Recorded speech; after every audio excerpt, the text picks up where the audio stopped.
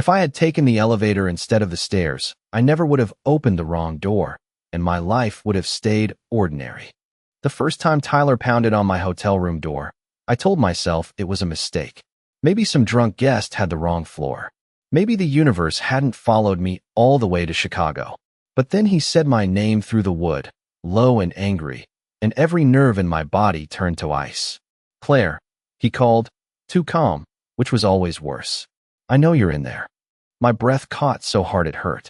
The cheap lamp beside the bed threw a weak yellow glow across the carpet, over my half-zipped duffel bag, over the room service tray I hadn't touched. I'd driven almost 300 miles that day with my phone turned off, my shoulders locked, my coffee gone cold before noon. I thought if I disappeared for one night, just one, I could think clearly. I thought distance might make him stop. I should have known better. Tyler never stopped. The pounding came again, louder this time, rattling the frame.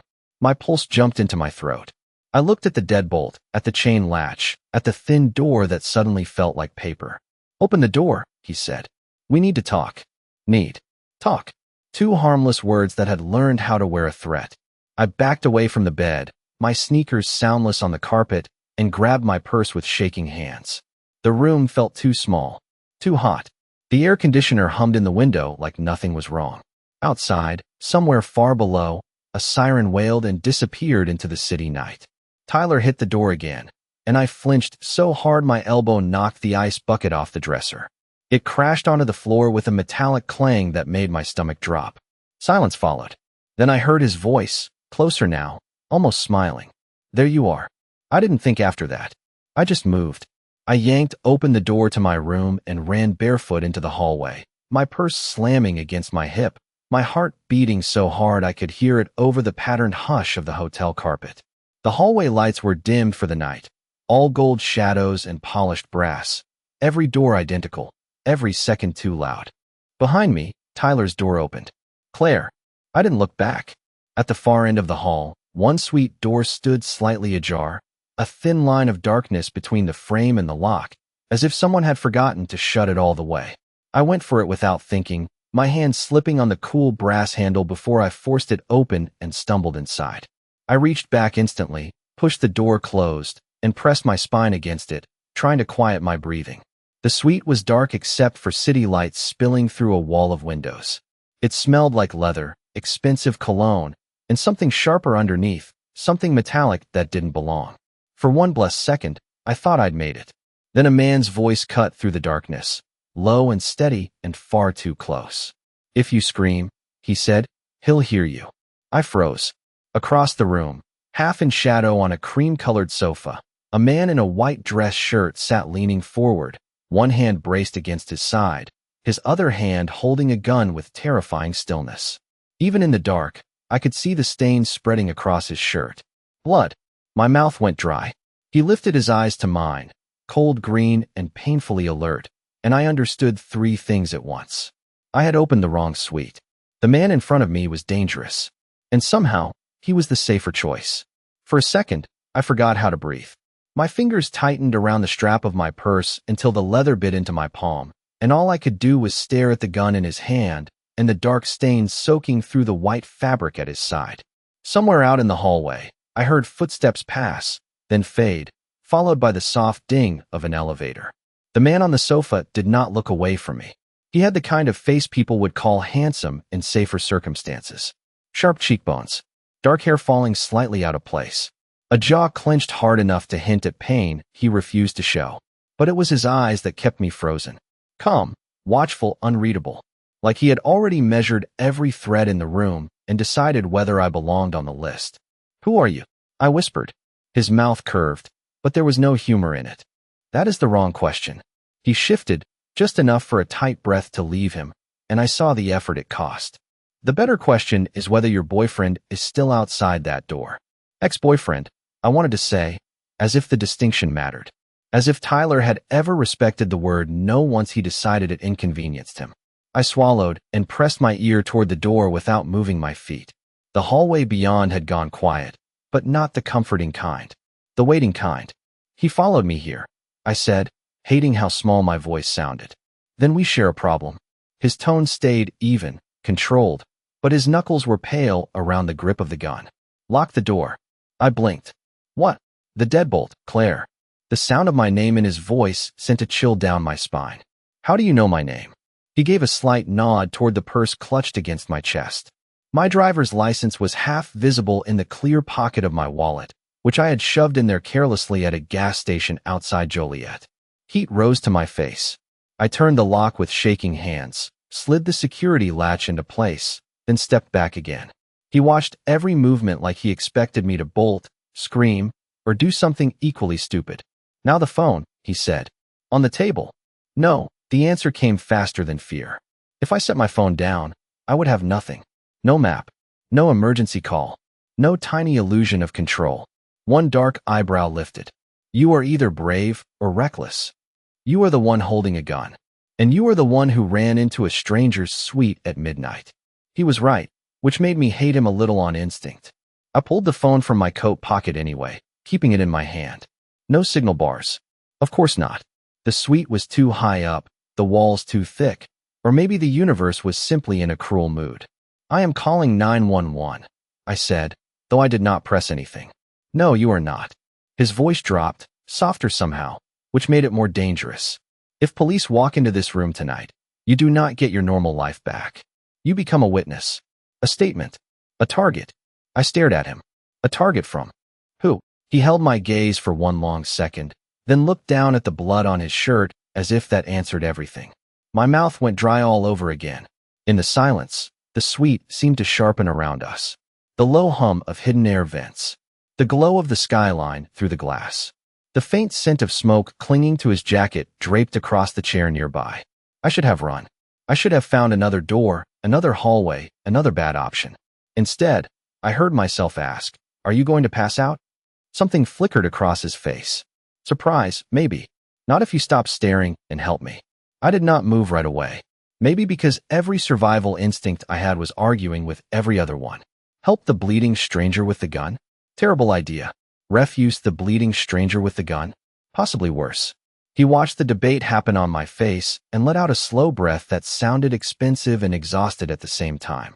There is a medical kit in the bathroom, he said. Top drawer. And if I go in there and you shoot me? I asked. Then this conversation becomes very inconvenient for both of us. I should not have noticed that I almost smiled. I hated that I almost smiled. Keeping my eyes on him, I edged toward the bathroom, every step careful, as if the carpet itself might betray me. The suite was larger than my entire apartment back in Indianapolis. Dark wood, cream walls, a dining table set for two that no one had touched, a bottle of champagne resting in silver ice that had begun to melt. The whole place looked polished and quiet, like it had been designed for people who never ran and never hid. I found the bathroom, flicked on the light, and stopped for half a second at the sight of all that cold white marble and gold hardware, spotless and gleaming beneath recessed lighting. The top drawer held exactly what he said it would. A hotel medical kit, upgraded for wealthy people who apparently expected emergencies to arrive in style. Gauze, antiseptic wipes, tape, bandages, small scissors. I grabbed everything and came back out with my arms full. He had not moved much, but the effort of staying upright was showing now in the tightness around his mouth. The gun rested lower in. His hand, still ready, still there. Set it on the table, he said. Then come here. You do not sound like a man asking for help. I am not used to asking. That, for some reason, felt honest. I placed the supplies on the glass coffee table and approached slowly until I stood in front of him. Up close, the room narrowed around details I had not seen from the door. A silver watch at his wrist, a faint line of stubble along his jaw, the expensive black dress shirt abandoned on the armchair nearby, as if he had taken it off in a hurry. His white shirt was unbuttoned at the collar and dark with blood near his ribs, but the injury did not look wild or chaotic. It looked controlled in the worst possible way, like the kind of damage that came with secrets and men who spoke too softly. What happened to you? I asked. His gaze lifted to mine.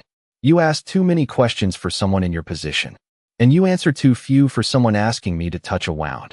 For the first time, real surprise crossed his face. Then, just as quickly, it was gone. Fair, he said quietly. It is not as bad as it looks. That is what every stubborn man says before fainting. I do not faint. You look flexible on that point. A sound escaped him then, not quite a laugh, but close enough to make the room feel stranger than before. Less like prey and predator. More like two people standing on the edge of something neither of them had planned. I knelt beside the sofa and opened the antiseptic wipes with trembling fingers. I am Claire Bennett, I said, because saying my own name felt like reclaiming one small thing. I know, he said. That is still not your name. He held my gaze another second before saying, Adrian. Just Adrian. No last name. No explanation. I touched the clean gauze to his side as carefully as I could, and he went still, not flinching, not complaining, just watching me with those impossible green eyes as if I were either the worst mistake of his night or the only useful thing left in it. Then his phone lit up on the table behind him, vibrating once against the glass, and the look on his face turned cold. Enough to stop my breath. The screen showed only 2 words. They know. The phone kept vibrating against the glass table, a thin, sharp sound that seemed too small for the way Adrian's entire expression changed around it. A second ago he had looked controlled, tired, dangerous in a contained way. Now he looked like the room had just tilted beneath him, and he was the only one who knew how far the fall went. Who knows? I asked, my voice barely above a whisper. He did not answer right away. He picked up the phone, read the message again, then set it face down with deliberate care that felt more alarming than panic would have. We are out of time, he said. That is not an answer. No, his eyes lifted to mine. It is the only one that matters. I stayed where I was, kneeling beside the sofa with blood on my hands that was not mine and questions multiplying faster than I could sort them. Outside the suite, the hallway remained quiet, but now the silence felt staged, like the kind that came right before something opened, right before someone knocked. Tell me what is happening, I said. I cannot help you if I do not know what I am standing in. He studied me for a second that felt much longer, as if deciding whether honesty was a luxury he could still afford. Someone I trusted made a mistake, he said at last. Or a choice. I have not decided which word I prefer. And now they know I am still alive. The calm way he said it made my skin go cold. I looked toward the locked door, then back at him. Who is they? Men who do not knock twice. That is not helpful. It is accurate. He pushed himself up from the sofa before I could stop him, one hand braced against his side, the other still holding the gun with infuriating steadiness. For one awful second I thought he might collapse, but he stayed on his feet, tall and sharp, and somehow even more dangerous standing. He crossed the room slowly, favoring one side, and reached into the inside pocket of the black jacket hanging over the chair. When he turned back, he had a second phone in his hand. Burner phone, I thought automatically, because apparently this night had decided. Every terrible instinct in me deserved to be right. He pressed one number and waited. Luca, he said when the line connected. His voice changed, hardening into something colder, cleaner. Do not come to the front entrance. Use service access only. Bring Daniel. No one else. A pause. Because I said so. Another pause, and then his eyes flicked to me. And clear the 7th floor. He hung up before I could ask who Luca was, or why clearing an entire hotel floor sounded possible for him. You cannot just tell people to clear a floor, I said. Watch me. He moved toward the windows, parted the curtain a fraction, and glanced down at the glittering city below. Chicago stretched out in silver and gold, beautiful and indifferent, traffic threading through the streets like nothing was wrong. I had never felt smaller. My ex is out there, I said, hearing the crack in my own voice now. Tyler is still looking for me. Adrian let the curtain fall back into place. Then tonight he is the least dangerous man hunting this hallway. I stared at him. That is supposed to make me feel better? No, he turned fully toward me again. It is supposed to make you listen. And then, as if the night had been waiting for its cue, 3 soft knocks landed on the suite door. Not loud, not rushed. Precise. Polite, almost. Adrian's face went still. Do not move, he said quietly. And whatever happens next, Claire, do not open that door. The 3 knocks came again. Same rhythm, same impossible politeness, and that somehow made them worse. I stayed kneeling beside the sofa, every muscle locked, while Adrian moved with a control that did not match the blood on his shirt or the strain in his breathing. He did not rush. He crossed to the entryway table, switched off the lamp near the bar, and let the suite fall deeper into shadow. The skyline still glowed through the windows, throwing the room into silver edges and dark corners. I could hear my own heartbeat now, hard and uneven, loud enough to feel embarrassing. Adrian glanced at me once. That was all. But in that one look, I understood exactly what he meant. Stay down. Stay quiet. Trust nothing. Mr. Vale? A man's voice called softly through the door. Wrong name, I thought instantly. Fake name. Hotel. Name. Front desk. We received a noise complaint. Adrian's expression did not change, but something sharpened in it. He stepped closer to the door without making a sound and looked through the peephole for less than a second before drawing back. That is not hotel staff, he said, so low I barely heard him. My throat tightened. How can you tell? Because hotel staff do not wear earpieces with room service. Another knock. Then a pause. Then, from farther down the hallway, a voice I knew too well called my name. Claire. My whole body flinched before I could stop it. Tyler. Close. Too close. Adrian's eyes cut to me immediately, and I hated that he had seen the fear on my face. Hated even more that he understood it. He found the floor? I whispered. Yes. You say that like it is weather. Panic later, he said. Think now. Easy for him to say. He was not the one whose past kept finding her in hotel hallways and parking lots, and every place she tried to start over. Then again, standing in that suite with strangers at one side of the door and Tyler somewhere beyond them. Maybe he was exactly that person in a different suit. Adrian motioned toward the bedroom alcove. There is a connecting service corridor behind the wardrobe wall. I stared at him. There is a what? Luxury hotels are built for discretion. That is the creepiest sentence I have ever heard. It is also useful. Go. I did not move. What about you? A shadow of impatience crossed his face. I am not leaving through a laundry passage. Because you are too proud? Because if they see me run, this becomes a chase. If they think I am still in here, I control the timing. He said it like a fact, not ego, and somehow that was worse. Another knock landed, firmer now. Tyler's voice again, closer, angrier. Claire, I know you are in there. My mouth went dry. Adrian stepped in front of me then, not touching me, just blocking my line to the door in a way that felt deliberate and absolute. Listen carefully, he said. If the service corridor is clear, keep moving until you reach the south stairwell. Do not use the elevator. My men will meet you on level 6. Your men? Luca knows what you look like. That is not comforting. It is not supposed to be. For one strange second, the room narrowed to just him. The white shirt dark at his side. The green eyes that never seemed to blink enough. The steady way he carried pain like it was an inconvenience instead of a wound. I realized then that I still did not know his last name. Still did not know what exactly he was to the city outside those windows. And yet I trusted his voice more than I trusted the one calling for me through the door. How will I know it is really your people? I asked. Adrian reached into his pocket and pulled out a heavy signet ring, black onyx set in silver, and pressed it into my palm. It was warm from his skin. Show them this, he said. And Claire. The knock stopped. The silence that followed was unbearable. I looked up at him, and his expression had gone very still. If I tell you to run, he said quietly, do not look back. My fingers closed around the ring so tightly the edges pressed little half-moons into my skin. Black onyx. Silver band. Heavy enough to feel like a promise or a warning. Maybe both. Adrian turned away from me before I could say anything else and crossed to the wall beside the wardrobe.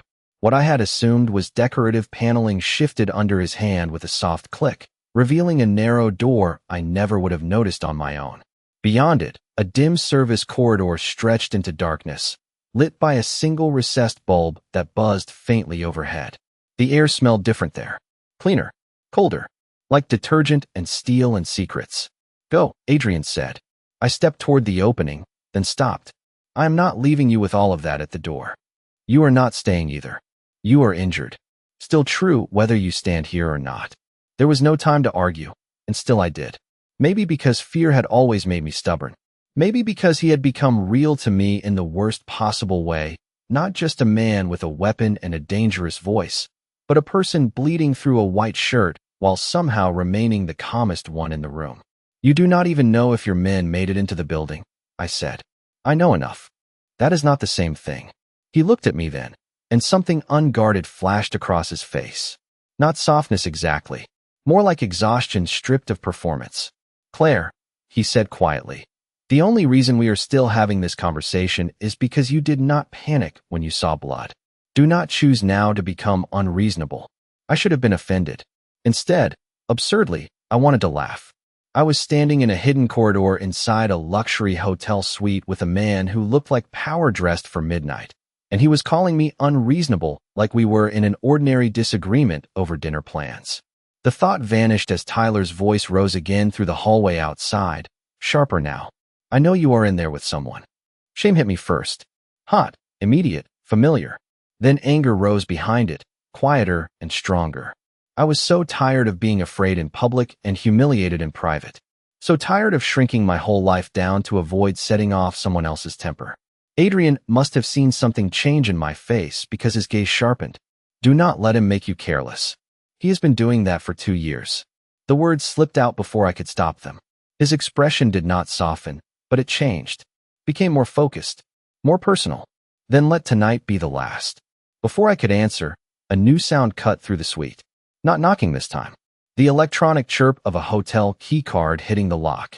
Once, then again. Adrian went very still. Every line of him tightened, not with fear, but with readiness. They have access now, he said. Move. Adrian. Now. I stepped backward into the corridor, the ring cold in my palm, my pulse pounding so hard I could hear it in my ears. He reached behind the panel and handed me his second phone. If Luca answers, say only your name. Nothing else. And if it is not Luca, then hang up. I took the phone, and our fingers brushed for the briefest second. His hand was warm. Steady. Mine was neither. Another electronic chirp came from the front door. Then Tyler's voice, louder than before. Claire, open the door. You are making this worse. Adrian's mouth hardened. He has no idea what worse looks like. There was no bragging in the words. Just fact. He started to close the hidden panel, and panic surged so suddenly I caught the edge before it shut. Wait. He looked at me through the narrow gap. The dim corridor light cut one side of his face into shadow and silver, making him look less like a man and more like the dangerous kind of decision people regretted too late. What? He asked. I did not know why this was the question that came out. Maybe because the night had stripped away every polite instinct I had left. What is your last name? For the first time since I had seen him, really seen him, something almost like a smile touched his mouth. Romano, he said. Then his eyes locked on mine, green and unwavering. Remember it when my men find you. The panel slid shut between us, and a second later, from the suite beyond, I heard the door handle finally turn. The dark closed around me like a held breath. For a second I could not move at all. I just stood in that narrow service corridor with Adrian's burner phone in one hand and his ring in the other, listening to the muffled sounds on the other side of the wall. A door opening. Footsteps. A man speaking too politely. Tyler's voice cutting through it all, rougher now, impatient, too familiar. I hated that I knew the exact tone he used when he thought he was about to win. My pulse hammered so hard it made the dim hallway seem to flicker. Move, I told myself. Move now. I forced my feet forward. The corridor was barely wide enough for a housekeeping cart. All industrial gray walls and exposed hinges, a hidden vein running behind the luxury and silk and polished wood of the suite. Every few yards there was another service door, each one painted the same dull color, each one closed. The hotel I could not afford from the front looked completely different from the inside. Not glamorous, not grand, just practical and quiet and built for people who were never supposed to be seen. I had made it maybe 20 feet when the burner phone vibrated in my hand, so suddenly I nearly dropped it. The screen lit up with an unknown number. My stomach tightened. I answered anyway and pressed it to my ear. Claire Bennett, I whispered. Silence met me first, then a man's voice low and steady. Keep walking. I stopped breathing for half a beat. Luca. Yes. He did not waste a word. Do not use the first stairwell. Continue to the red service door at the end of the corridor. Turn left. Daniel will meet you there. I started moving again, faster now. Adrian, I asked before I could stop myself. Another pause. He is standing, Lucas said. That means he is angry. Keep walking. The call ended. I stared at the dark screen for half a second, then shoved the phone into my coat pocket and kept going. My sneakers made almost no sound on the rubberized floor, but every tiny noise still felt amplified. The buzz of fluorescent lights, the faint rattle of vent covers, the pounding of my own heartbeat. Behind the wall to my right, somewhere inside the suite I had just left, voices rose and blurred. I could not make out words, only tones. Sharp, controlled, dangerous in a way that never needed volume. Then, all at once, silence dropped so heavily I stopped short. It was the same kind of silence as before, the waiting kind. I hated that I was beginning to recognize it. I reached the red door at the end of the corridor and grabbed the metal push bar. It opened into another narrow passage lined with fresh linens, stacked towels, and a housekeeping cart abandoned beside a utility sink. The air smelled like bleach and starch, cleaner than fear, less honest. I turned left just like Luca had said and almost collided with a man stepping out of the shadows ahead. I stumbled back with a sharp breath, fingers tightening around the ring in my palm.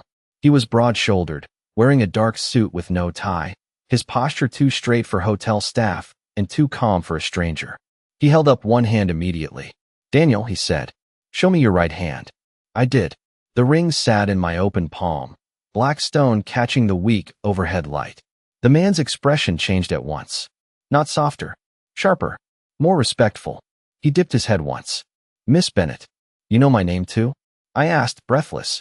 Mr. Romano does not leave details to chance. The answer should not have sent a strange warmth through me in the middle of all that fear, but it did. Daniel stepped closer, careful not to crowd me. He looked to be in his early 30s, clean-cut, alert, the kind of man who noticed exits before furniture. "We need to move," he said. "The south stairwell is clear for now." For now. He glanced back the way he had come. There has been a change in the hallway. What kind of change?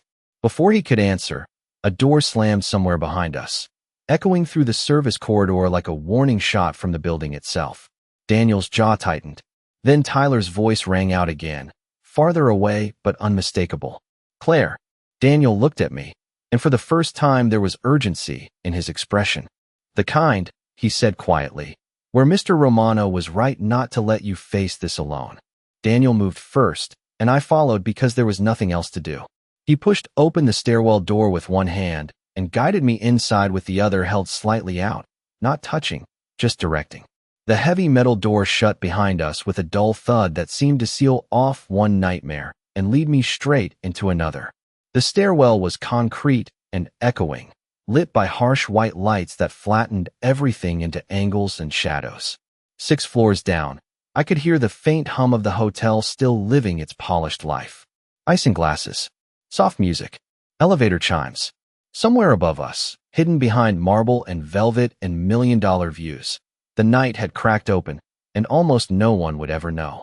"Keep to the inside rail," Daniel said quietly. "If anyone opens a landing door, do not speak unless I tell you." I nodded, though I was not sure he saw it. My throat had gone too tight for words anyway. We started down, level 7 to 6, 6 to 5. My legs felt shaky now that I was moving, the delayed reaction hitting all at once. Too much adrenaline, too little air, too many moments in too little time. At the landing between 5 and 4, Daniel paused so abruptly I nearly ran into him. He lifted one finger without looking back. "Listen." I did. At first I heard nothing except the rattle of the air vent and the rush of blood in my ears. Then, faintly, the sound of a door opening one floor above us. Voices. Male.